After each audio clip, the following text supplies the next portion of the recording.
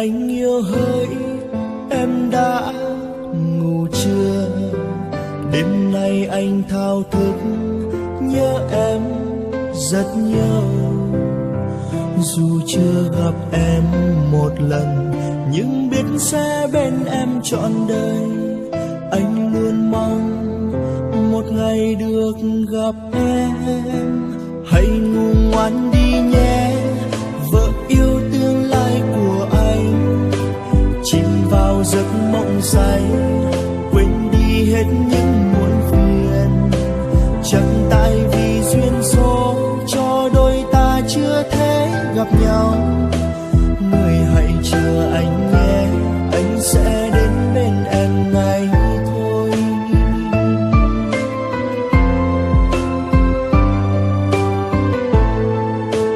Nhiều ngày dài trông ngóng, anh chỉ muốn thấy em một lần. Để vơi nỗi nhớ thương, mong gặp em trong những giấc mơ.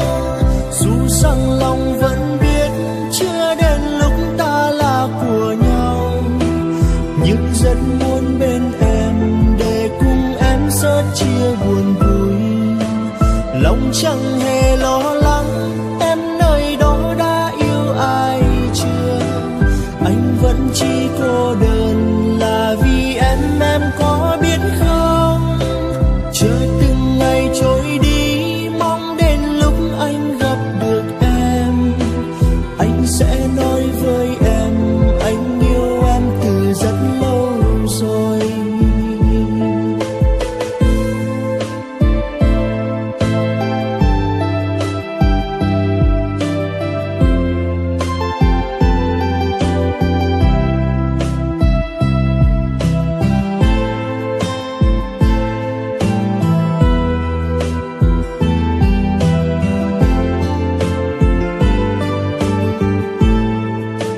Hãy ngủ ngoan đi nhé, vợ yêu tương lai của anh.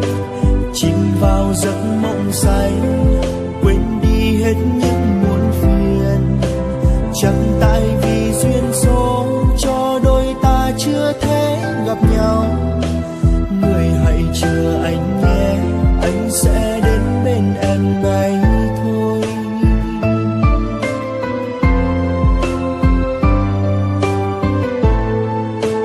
Nhiều ngày dài trông ngóng, anh chỉ muốn thấy em một lần. Để vơi nỗi nhớ thương, mong gặp em trong những giấc mơ.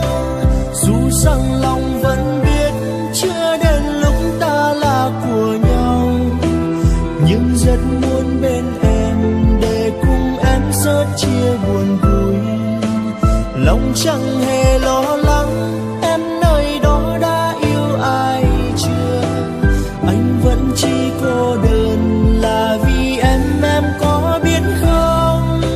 Chờ từng ngày trôi đi, mong đến lúc anh gặp được em. Anh sẽ nói với em, anh yêu em từ rất lâu rồi.